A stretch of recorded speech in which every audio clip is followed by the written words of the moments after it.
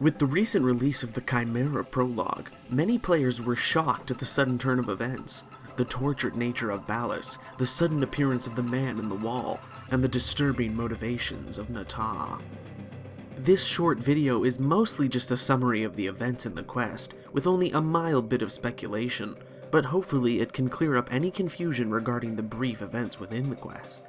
The quest begins with the man in the wall taunting us with the Lotus's headdress, luring us forward to touch it. We then find ourselves upon Lua, back to the area where the Lotus used to reside before Ballas reconnected with her.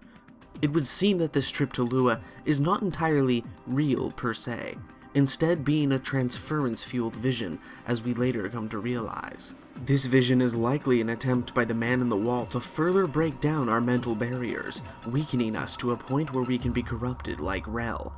We are assaulted by tortured visions of the Lotus, hoping to cause us further despair. Yet, the man in the wall is also interested in leading us on a path, taunting us into following him. This path eventually connects back at the Lotus's chambers, where the man in the wall has reopened the void tear that Ballas had opened prior. Why the man in the wall is leading us to progress is unclear, but it could very likely be that the man in the wall is a force for chaos and change, interested not in any particular end goal, but merely in causing a chain of events to begin. It is also possible that we are led back to Ballas because the man in the wall knows it will lead to a confrontation with Natah, which will inevitably weaken our resolve even further. Proceeding through the portal leads us to an inner chamber of the sentient mother, the Mother, larger and more powerful than even Hunhao. Where she exists is unknown, but it is likely on the edges of the Origin system, biding her time until the new war begins. Within the Mother, we are sheltered by the Fold, the space between reality and the void. As we silently make our way through the chamber, we come upon Ballas, the titular Chimera. A dual meaning of the word is used, the first being the union of sentient and Orokin, twisting Ballas into a tortured being, the other being the usage of Chimera to mean a dream or an illusion, the vision of Natah that the Tenno and Ballas both held. Ballas then has his right eye taken over by Natah, who has not only prevented him from dying, but has turned him into another surrogate for her network and the Mother's network to control, literally forming a mechanical platform that both allows Ballas to walk, but also shackles him to the sentience. Through Ballas's new synthetic eye, Natah sees all, including the Fold, forcing us to evade his gaze. Ballas laments his state as a twisted creature under the sentient's control, claiming that it stole his perfect death. This could mean that his Oro, or his method of Orokin revival, has been blocked or removed, keeping him within a tortured half-existence, possibly preventing him from ever transferring into a new body or reviving ever again. Ballas then refers to us, the Devils as he calls us, musing on the fact that Natah has power not only over him, but over us as well. That Natah, being the Mimic Queen, was able to emotionally manipulate both him and the Tenno into seeing her as what they desired most. For Ballas, a lover, and for the Tenno, a mother.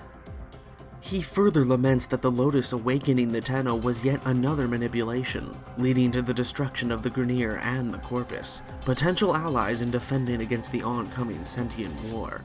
But then, Ballas finally becomes resolute in his plan.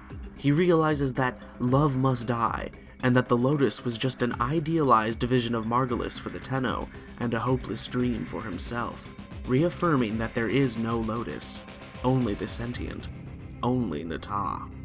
Ballas then addresses the Tenno specifically, revealing that he was aware of their presence the entire time.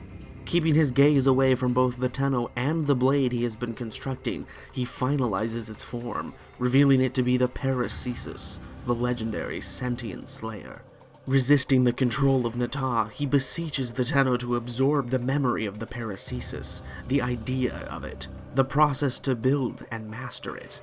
The Tenno accepts and commits its form to memory before Natah manages to overpower Ballas and observes what he has been hiding. Natah then realizes that we are there, but before she can come to action, the Tenno is forced back out from the vision and finds themselves back in their orbiter.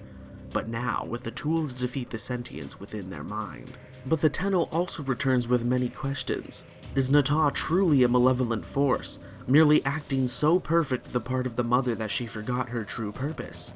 Or is she being manipulated by the mother, reclaimed as Hunhao had once warned?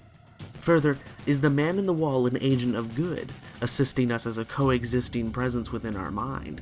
Or is he an agent of chaos, a tendril of the void itself that uses our Tenno as a conduit to our reality, merely assisting the Tenno as it furthers the void's own means?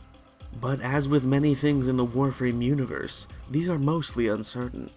But until we are called to action with the tool of the sentient's downfall in hand, ready to continue the old war anew, this is what we know.